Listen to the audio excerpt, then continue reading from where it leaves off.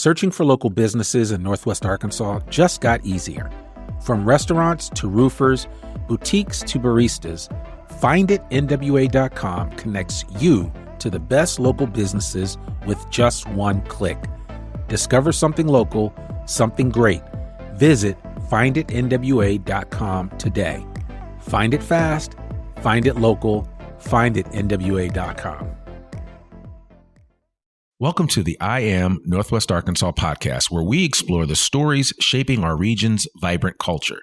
Today, we're joined by Chef Tyler Rogers, an Arkansas native whose culinary journey has taken him from a catfish shack in Magnolia to the kitchens of Michelin-starred restaurants, and now back home as the executive chef at the restaurant at Stonebreaker.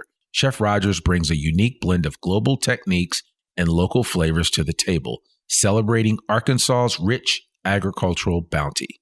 Stay tuned for Chef Rogers right after this.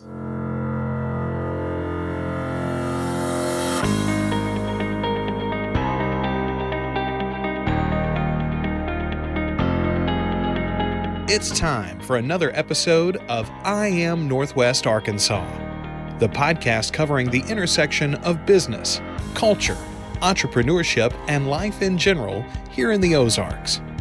Whether you are considering a move to this area or trying to learn more about the place you call home, we've got something special for you. Here's our host, Randy Wilburn. Hey folks, Randy Wilburn here. Welcome to another episode of I Am Northwest Arkansas.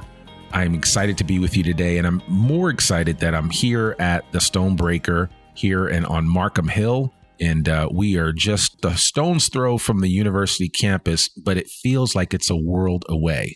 And I'm sitting here with Chef Tyler Rogers. And Chef Rogers was kind enough to sit down with me to tell us a little bit about him and about his background and about his culinary skill set. And so without further ado, Chef Rogers, welcome to the podcast. Hey, thank you so much for having me on, Randy. I appreciate it. Absolutely. So listen, I'd love for you to just kind of share a little bit of your background and how you got into, being a chef and into the kitchen. I know it seems like every good chef has a story, that moment when all of a sudden a light bulb went off and they just recognized their love for food, their love for cooking, their love for engaging with others and making them feel happy after a wonderful food experience. So I'd love for you maybe just to share with our audience a little bit about that for you.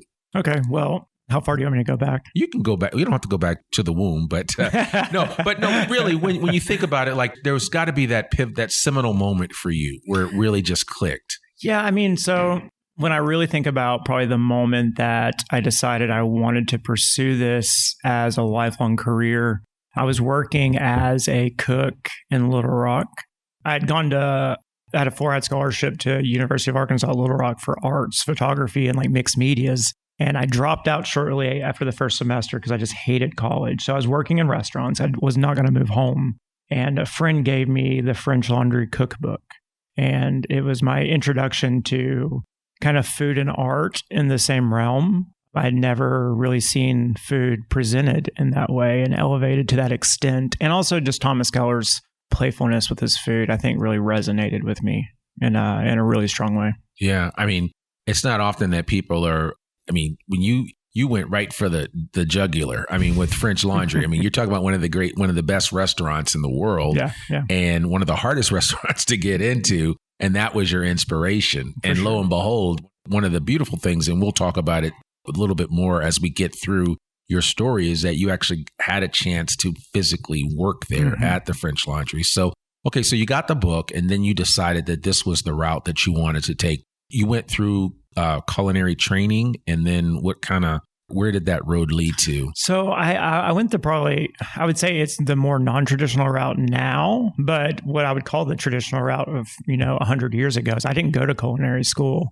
I had enrolled at Pulaski Tech in Little Rock. I did a semester there, but I'd already been in the industry for, 7 years probably at this point, working in restaurants. And I remember one day, the culinary instructor I had for Food One, we were outside and he was like, you're kind of you're wasting your time here. Yeah. Because I had already had all the basics down. And he told me, he's like, it's like, if you want to go to culinary school, you should go to one that's still a little more prestigious, which this is also pretty early on in Pulaski Tech's culinary history. So I'm sure that program has also developed a lot since then. But I did fly out to the CIA in Hyde Park, and I just could not afford to work there or to go to school there in any way, shape, or form. Yeah. So I just went the different route, and I decided I would just find the best chefs I could possibly work for. And so, in Little Rock, I worked, I was a kitchen manager at a restaurant called Vieux Carré and the Afterthought, which was like a kind of New Orleans jazz bar situation. And that was a really fun experience for me. And then I worked for Peter Brave at Brave New Restaurant in Little Rock, which it's been around for 20 plus years. And Peter was a very good influence on me at an early age. That man, we had this private dining room in the back of the restaurant. And during the spring, summer, fall months, he would be up at 4 or 5 o'clock in the morning, going to all the local farms, picking all the produce and fruits himself. And he'd get there in the morning and he'd have the whole private dining room just lined out with just trays of fresh produce that he picked. Yeah. And I'd never worked for someone who cared that much about what we were serving. And that was very impactful for me.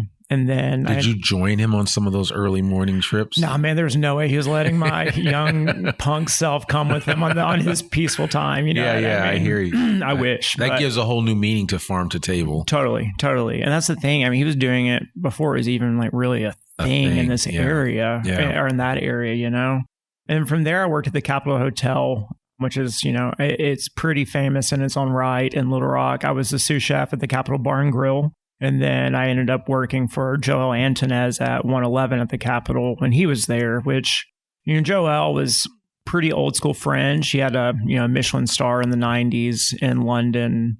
And he had also spent a lot of time in Japan and just across Asia. So a lot of French influence with Asian flavor profiles, which I think did stick with me a lot. But I worked for him for, 4 or 5 years. Until I just got to a point that I could not progress anymore there. I couldn't get promoted because he had sous chefs that were on visas in place. And I was like, well, can I go somewhere else?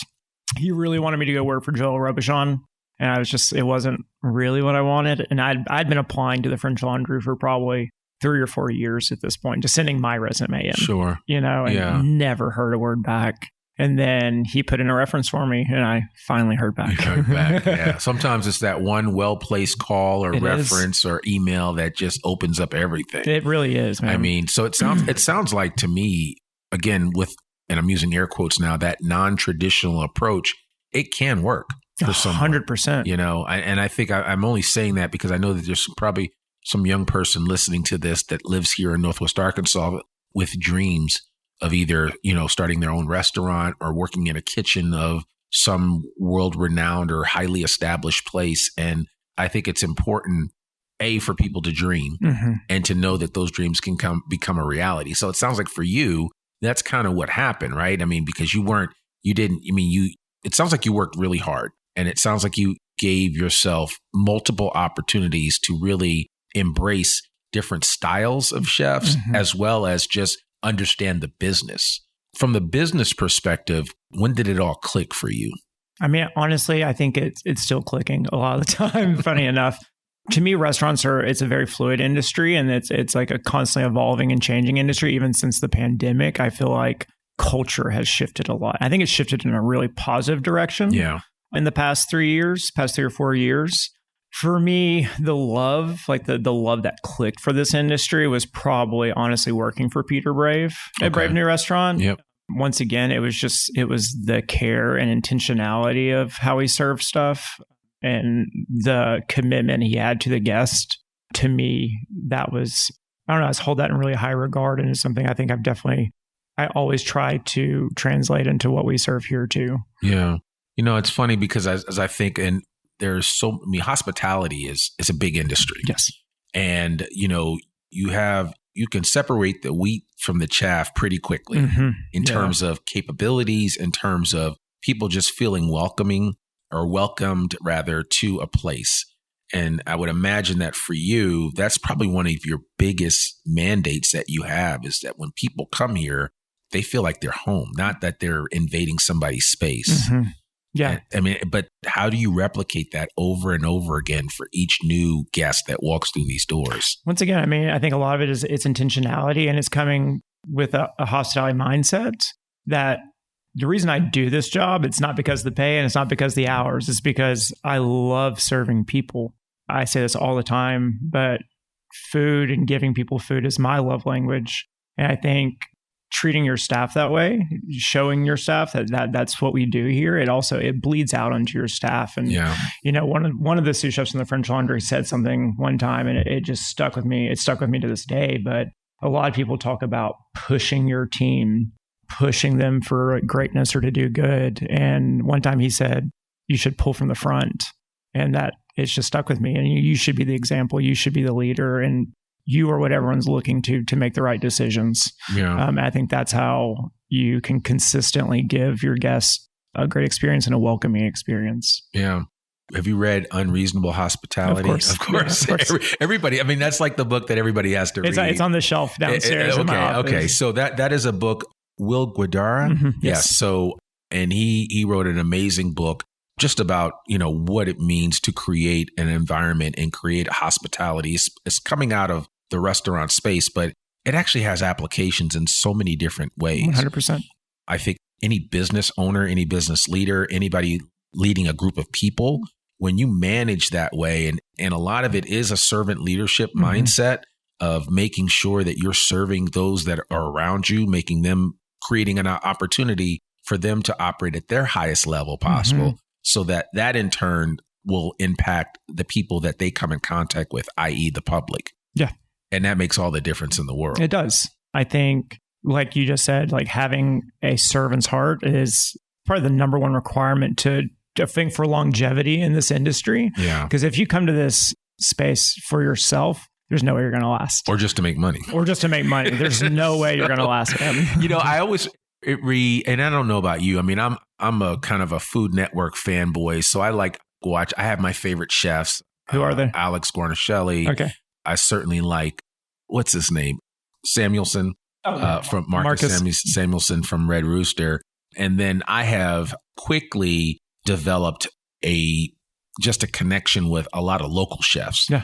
And I'm hoping I'll hopefully add you to that list. But it's funny because each of the local chefs that I've actually really built relationship with, they all have a unique experience, right? Mm-hmm. And they have their why that has kind of, pushed them to keep going.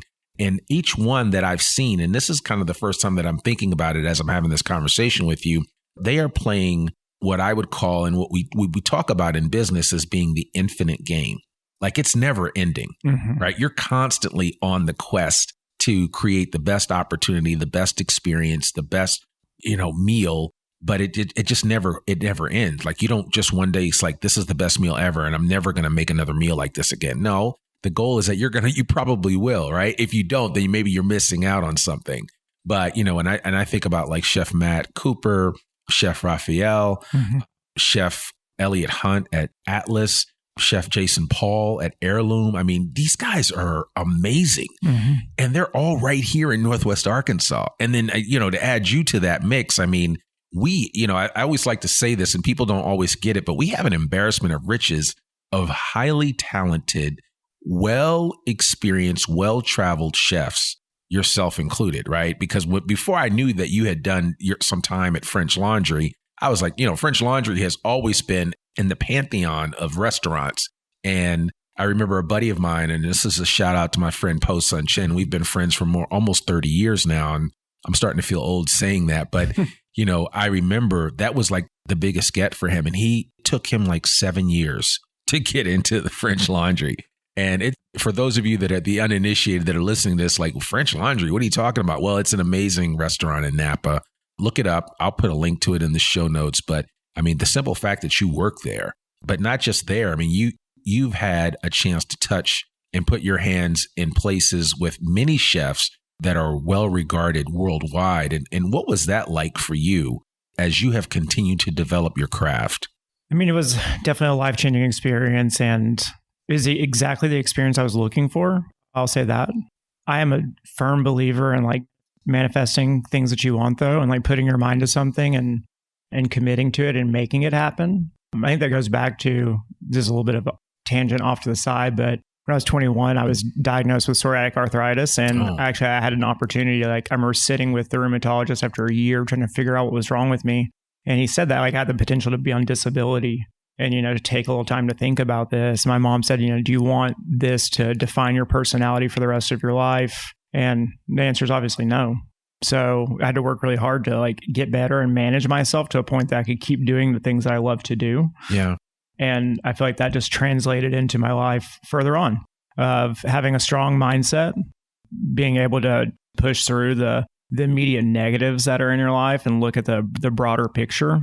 So it took me almost the same amount of time it took a friend to get a reservation there to actually get to work there. Right. But it was just an opportunity I talk about all the time. And I feel like I carried a lot of the standards and mentality of what it means to work in that environment throughout even other aspects of my life, even just my home life or being a dad, being a good leader and a mentor. Mentorship is just a thing Thomas preaches about a lot there. You're assigned one when you start. You have a mentor that has worked there before you and someone to like check in with and to kind of guide you through your experience there. Do you still keep in touch with your mentor from the French Laundry? I keep in touch, not with them. Well, actually, yes, I do keep in touch with them somewhat specifically, not as much as I did a few years ago, but I'm still good friends with a lot of the people that work there. We still touch. It almost seems like it's a fraternity of folks. It kind of is, I would say. It's funny because, like even some of the people that I talk with now or that, we keep in touch on social media and stuff like that. I mean, maybe I didn't cross their paths a ton working there, but now like we like each other's posts all the time. We comment or like even, ask for recipes sometimes. Sure. And it's cool because there's a laundry list of people waiting to work there. And so to actually, I guess, make it and spend time there and to thrive in the environment, you definitely develop some camaraderie with the people around you. I love it. That's a great example of what it means to kind of push yourself out of your comfort zone and into a place where you can really grow. Because it sounds like even that short period of time that you were there, that the level of growth that you experienced was probably off the charts. Yeah, I mean, I always say this to my cooks, but like you don't grow in your comfort zone. You have to step outside of that to really like push yourself and develop into a greater version of yourself and really to test yourself. I think there's a lot to be said about pushing yourself to the limit and what can come out of that. Yeah. Well, those are life lessons though. I mean, you have to, I'm constantly telling my kids that you got to put yourself out of your comfort zone. You have to push yourself and just say, hey, this doesn't feel good. Of course it doesn't feel good, but eventually you'll get used to it and you'll build up some calluses and build up the ability to withstand some of the pressure that comes as you continue to seek new opportunities and new heights. So it definitely works out that way. So listen, working with like Thomas Keller and Grant, what was another lesson that you've carried from working in some of these Michelin-starred kitchens in terms of just that you've tried to apply on a regular basis that really kind of resonates and would translate into an experience that somebody would have if they came here to Stonebreaker? It's all about details, being detail oriented. I mean, don't get me wrong. I definitely had other chefs bring that up in the past, but not to the extent of that you learn in those kind of environments.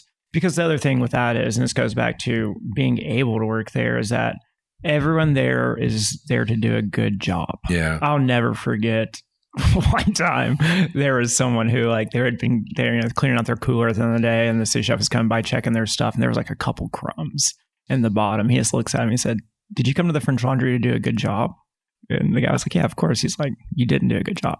Yeah. And man, that just resonates with you so hard. Oh, yeah. But everyone is committed to the details and that every little thing matters to the point of like, I'll never forget, we couldn't set sheet trays down on the counter without putting parchment or a towel underneath them first. Yeah. That's something that no one ever thinks about, but the reason being is so we didn't scuff the countertops. Yeah. Which is something that doesn't even affect the guest, but it does affect your mentality throughout the day. Yeah. And that kind of thing does resonate with me. And I'm constantly, reminding my sons that sometimes it's the things that people don't see are the things that you need to be focused on. Man, sometimes they matter the most. And I always tell the famous story. Of course, you've probably heard it about Steve Jobs and his dad when he was painting a fence. And his dad was like, you need to paint the back of that fence well. And he was like, well, nobody's going to see it. And he was like, it doesn't matter. Mm-hmm. You know that it's there. Yep. And that early on, that what his father instilled in him, that attention to detail, was why he was so obsessed with how he created the Mac computers. And, every detail mattered to the point where and most people will never do this, but if you were to open up your laptop and physically look at the way that everything is laid out, it looks like a piece of art. Mm-hmm. You'll never see it. But once you flip that laptop, that keyboard off and you actually look at it, you'll never look at a computer the same way again. Of course. Yeah. So I tell people, and I always tell my kids this, I'm like, listen, no one may ever know, but you'll know. Mm-hmm.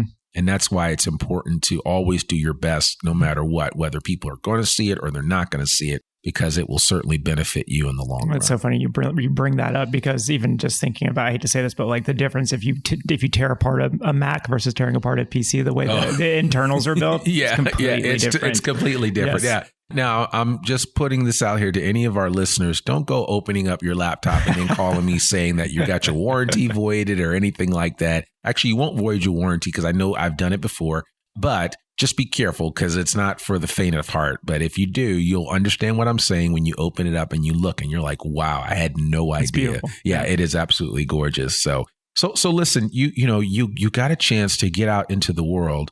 And, sometimes they say, well, you got to set something free and it will ultimately come back. So now you came back to Arkansas, and what drew you back to Arkansas?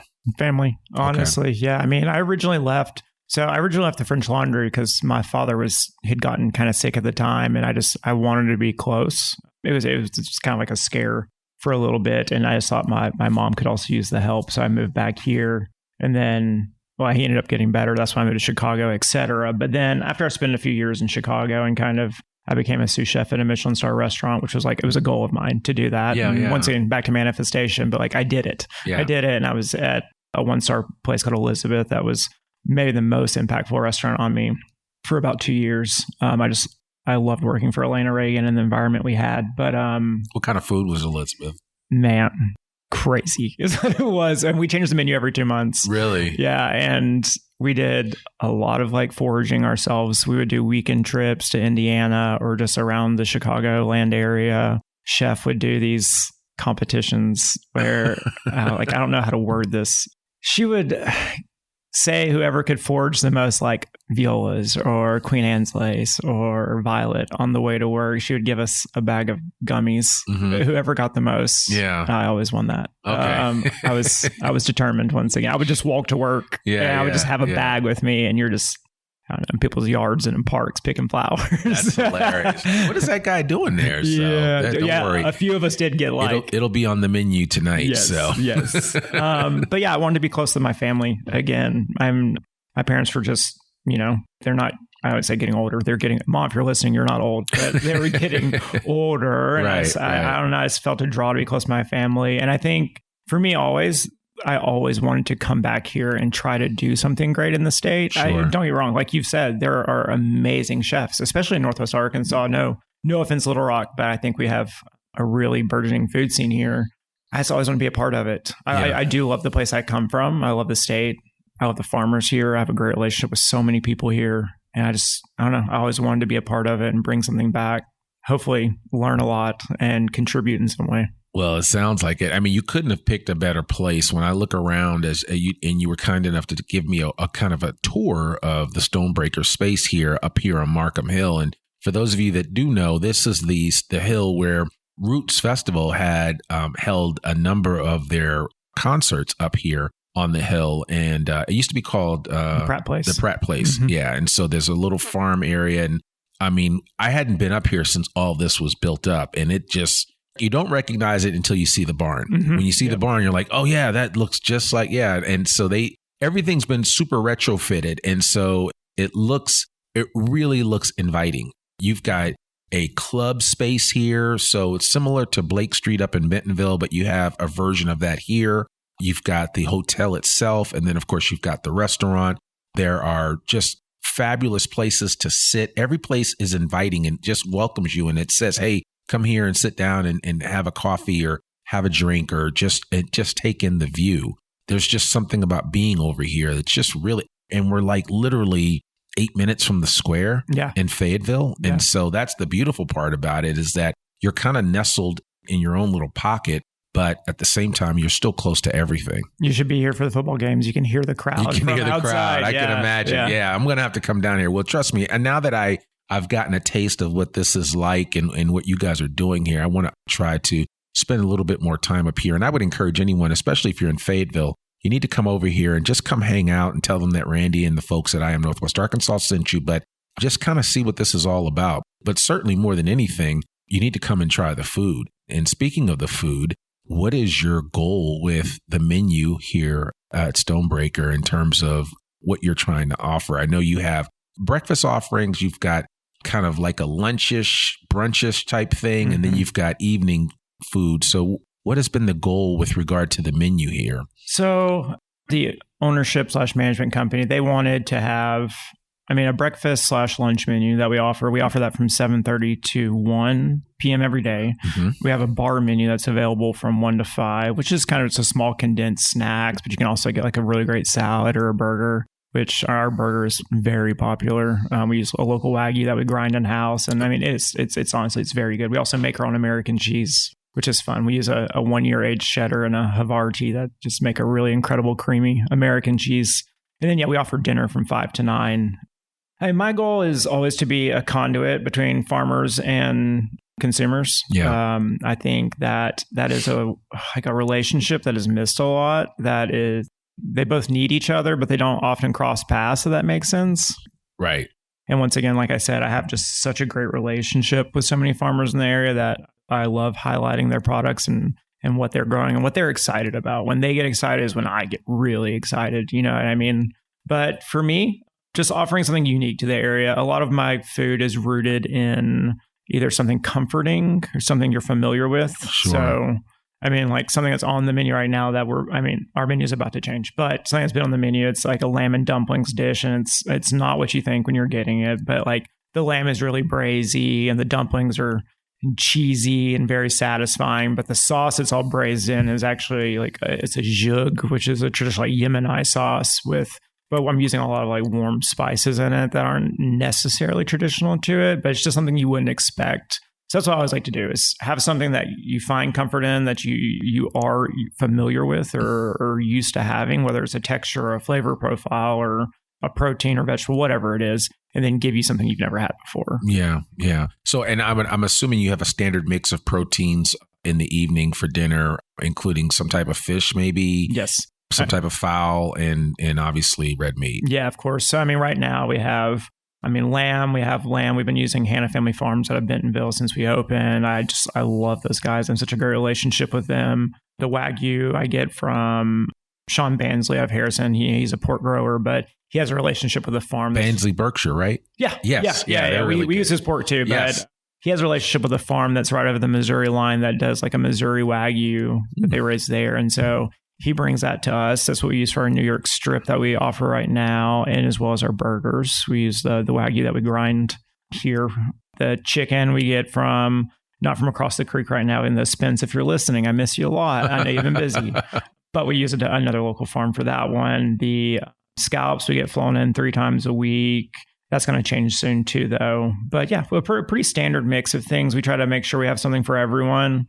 We have gluten-free options, vegan options. Those are actually some of my favorite things to do. Yeah. I can't remember. What's your favorite vegan thing to make? Pasta, probably. Okay. I developed like a gluten-free vegan pasta last 2 years ago when I was the chef at Healthful Wilmette and Johnson. Yeah. And it honestly it worked really well. And rarely do you see like a vegan gluten-free stuffed pasta. So we were doing like a vegan gluten-free tortellini. Oh my gosh. That's fun. Like a trifecta, because you're satisfying all those urges, all right? the marks, yeah, man. You are hitting all the marks. I don't know. I see this a lot. I had a guest come in Saturday night, and they were vegan and had some other dietary restrictions. And like, don't get me wrong, I understand sometimes it can be, for some people, it can be like a little frustrating or a little taxing when you're in the middle of service. But man, for me, it's like, this is our chance to stretch and have a little fun now. Yeah.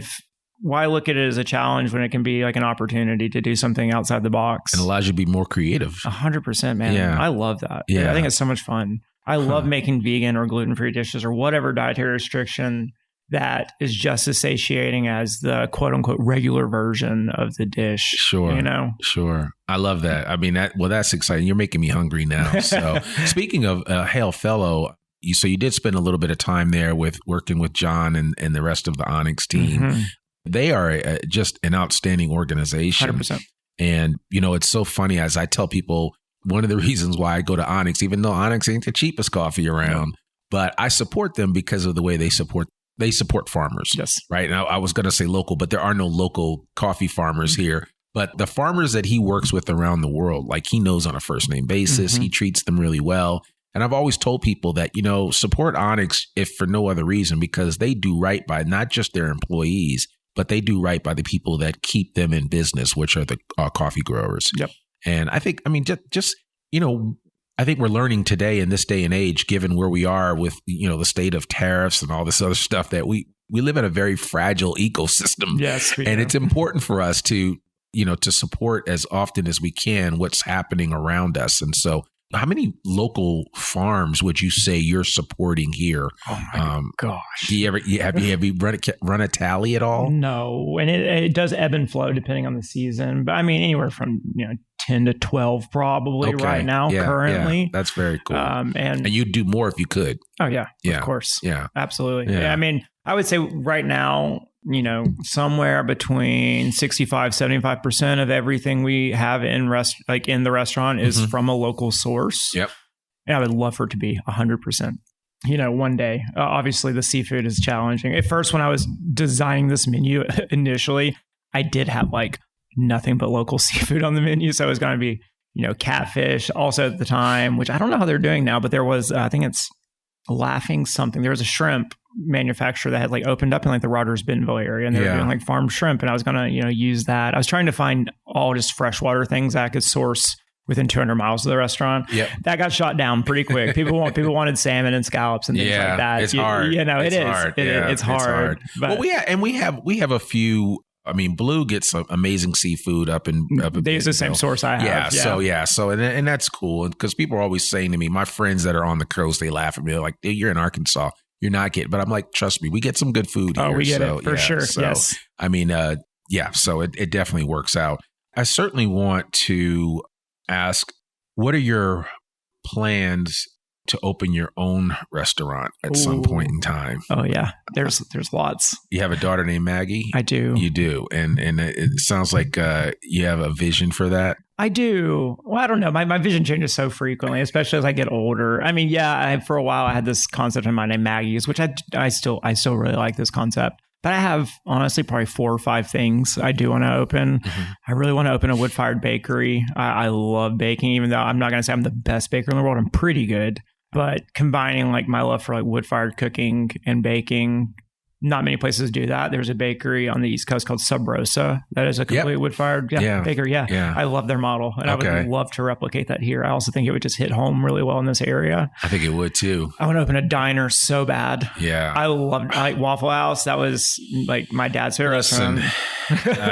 Well, I mean, people don't realize people laugh about New Jersey, but New Jersey's kind of like the state of diners. And there was some amazing diners in New Jersey. Really? Just really good.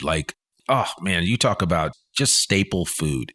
And I'm so excited. My girlfriend's trying to get me to New Jersey. Yeah, you got to go sometime and visit. We'll have to get her to take me to all the good diners. Yeah, Jersey's known. People don't realize that. That's why I laugh, because people are like, Jersey, what's in Jersey? All they think of is Newark and the refineries and stuff. But I'm like, they don't call it the Garden State for anything. I mean, there's a reason why they do that. So I encourage people to take a closer look at the place where I grew up. So, okay. So you definitely, there is in your heart, you have a desire to at some point in time open a restaurant. Multiple.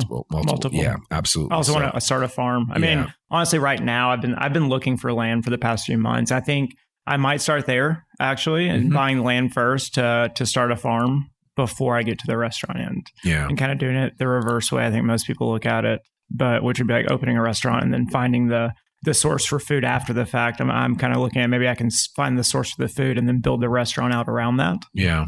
Yeah. I love that. And I would imagine that whatever you do open will be firmly supported by local providers. 100%. Yeah. I mean, no, my goal is whatever I do open will be 100%. I mean, my goal would be 200 miles. Everything is 200 miles from the restaurant at max. Well, and I think in this day and age, with everything we're dealing with right now, that model will actually, allow you will give you some space and time to do something. So, I think so too. And I think about what we grow here in Arkansas and around this surrounding area. it's a lot of opportunity to take advantage of it. I think some people look at that idea of like only sourcing from this amount of areas almost like you're being hamstrung by something. I think it's like an opportunity. Once again, don't look at it as something that's holding you back. Figure out a way to swim with it. Yeah. Well, I think it's one of those challenges that either you're up for it or you're not, you know, and I would imagine that just given your experience and the places that you have hung your chef's hat, you're definitely up for any challenge that would present itself because it would give you a chance to really kind of stretch yourself out. And keep growing. Yeah, keep growing. And with that said, before we end, I do want to ask, because we talked a little bit about it earlier, and I want to get back to that because I see some real value in a lot of your experiences. For the, you know, what advice would you give to a young chef in Arkansas looking to make their mark in the culinary world, or somebody that is just working in a restaurant and, you know, has an idea that, you know, this might actually be the route that I want to take? I mean, number one, I mean, just work your butt off. I mean, don't stop working. I'd say the first 10 years in the industry, just work as much as you can. Even if you're working for free, doing stages at other restaurants, go do it. Which I welcome free stages at this restaurant.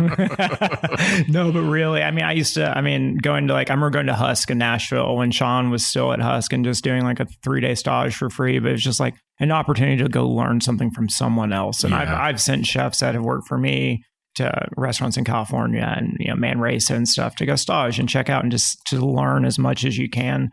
Go read books, go buy books. It's like an invaluable resource that you never lose, and then you get to share them. Read Will's book, Unreasonable Hospitality. Yes, so, that's a great. Also, Resetting the Table. Yes, that one is amazing. That was like the original Unreasonable Hospitality. Go pick up Harold McGee on food and cooking. That is like the lifeblood, man. That book is amazing. Go read that book. Yeah. Well, so for the uninitiated, explain what stage means. Stage is usually like a trial interview. It's kind of become more commonplace that people actually get paid for it now. But back in the day, you'd go stage somewhere for, you know, a couple of days before you get hired. Just as like a working interview to see if you fit in well there. Can you, you know, handle the pressure? And also, is it a good fit for you? We do stages here, but we do like very abbreviated, like hour to 2 hour stages. And we just give people a couple prep tasks. We feed them. But it's so, hey, do you think you're going to be a good fit here? And does it feel good being here? Yeah. Because I hate for people to, you know, quit a job, sign up, come work here, and then a month later be like, well, maybe this isn't the right fit for me. Yeah. And I think that's actually good advice in any career. You know, if you want to get into HVAC and plumbing, you should follow an HVAC or plumber around for a day. Yeah. If you want to get into carpentry, you should follow a carpenter around for a day. If you want to paint, if you want to do any of the trades, for sure. But then I think any business, if you want to get into sales or marketing, you know, shadow somebody for a day just to help, you know, just to see what's going on and decide whether that's something that you want. Don't get yourself 4 years in debt. No, listen, you know, and it's so funny. I heard a guy talk about this, and he said, and this was kind of sad because he said he became a doctor. And had he just taken the time to shadow a doctor before he went through the number of years he went through to matriculate and get his degree, he would have never become a doctor. And that's, you know, that's hard. And he has since switched his career. He found his calling, but you don't have to go through that. And then the years and amount of commitment. I mean, absolutely. To be disappointed in you either know or you don't know. And so I think sometimes it's just a quick trial run, and it's not a waste of time because, I mean, we're all students of life. And so you have to expose yourself to a lot of different things before you figure out what you actually like. Yeah, so I completely agree. Yeah. So that's just encouragement, especially for young people, because I'm a dad of a 20, an 18-year-old and a 15-year-old. And I'm telling my sons all the time, you guys are still figuring life out. Yes. So go out and figure it out and try a lot of different things. Try as much as you can. That's the thing. And just soak it all in. Yeah. I mean, I'm 34 and I feel like I'm pretty established in my career now, but like you've done a lot. I'm still soaking it in. I know. You've done a lot though, man. I mean, golly, gee. I hate to see what you're doing by the time you're 50. You will have lived a couple of lives. I want to be Francis Malman. Do you know who that is? No. Look up Francis Malman. I just want to live on my own private island, smoking cigars, drinking wine, and cooking over an open fire. I love that. That's the life I'm looking for by 50. Okay. I like that. So, well, good. So you said earlier, you kind of shared the hours, but I would love for you just to kind of, when can people experience your cuisine? it's every day, right? Yeah, we're open 7 days a week. Okay. 7:30, once again, 7:30 to 1 for like our breakfast, lunch menu. And I mean, the breakfast is served until 1 o'clock. So even if you like late breakfast, come on in. Sure. And then dinner from 5 to 9. We have an abbreviated bar menu from 1 to 5. Okay. It's every day. And then we do special events. We do special dinners here, tasting dinners. We have a private dining room you can rent. Yeah, I saw that. I would highly recommend people to come here and check out the private dining room. Is so inviting. Yes, it's killer. so comfortable, and you could get in there and have a good meeting and a good meal. Yes, the screen in front porch, man. My favorite space is in the front porch. It's just like it feels so secluded from the rest of town. Sure, but I know, like you said, you're just down the hill. And is the menu available for room service as well? So we do like almost like a to-go service. So yes, you can order from your room. And we'll pack it up to go for you and bring it over to you in a bag. Yeah. Listen, folks, if you haven't been up here to Markham Hill and checked out Stonebreaker, you got to come up here, check it out. Just come up here, have a cup of coffee, have a drink after work one day, and there's just something about the vibe here that is so relaxing. So, and if nothing else, if you want to come up and have a meal, you need to come up and see Chef Tyler and tell them that the folks from I Am Northwest Arkansas sent you, and let us know what you think about it. So what's the website address? Stonebreakerhotel.com. Okay, stonebreakerhotel.com. We'll put everything in the show notes for this episode. We'll even put some contact information for how you can connect with or follow Chef Tyler online. And that's it. But Chef, we really appreciate you taking time out of your schedule. And now I can check off that I've had another amazing chef on the I Am Northwest Arkansas podcast. Thanks so much for coming. I appreciate it. So the goal is to probably have you on more than once, because every really good chef that I've had on more than once. So you skip most of the good stories, honestly. Yeah. Well, no, it's all good. So we'll be able to. We want to save something for the next time. But anyway, we really appreciate you and all the work that you're doing here. Welcome back to Arkansas. We're glad you're here, and we want to kind of continue to support you in everything that you put your hand to. So we wish you nothing but continued success. Awesome. Thank you so much. I appreciate it. Absolutely. Absolutely. Well, there you have it, folks. Another episode of the I Am Northwest Arkansas podcast. To learn more about us, you can visit us on our website at iamnorthwestarkansas.com. Remember, our podcast can be found on every major podcasting platform, including YouTube. Our podcast comes out, rain or shine, every Monday, and you can hear a brand new episode. And sometimes we put out bonus episodes. So I would encourage you to check us out. You can sign up for our newsletter and just learn all about the things that make Northwest Arkansas such a special place to live. Remember, we cover the intersection of business, culture, entrepreneurship, and life right here in the Ozarks. I'm Randy Wilburn, your host, and we'll see you next week with another new episode of the I Am Northwest Arkansas podcast. Peace. We hope you enjoyed this episode of I Am Northwest Arkansas. Check us out each and every week, available anywhere that great podcasts can be found. For show notes or more information on becoming a guest, visit iamnorthwestarkansas.com. We'll see you next week on I Am Northwest Arkansas.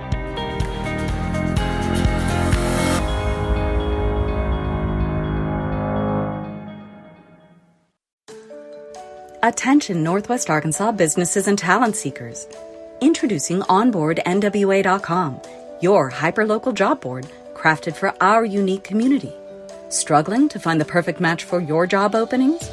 Onboard NWA simplifies the hiring process, connecting you with the region's top talent through tailored talent matching solutions. Whether you're an employer seeking expertise or a professional looking for your next opportunity, Onboard NWA is here for you. Discover more at onboardnwa.com, and let's build the future of Northwest Arkansas together.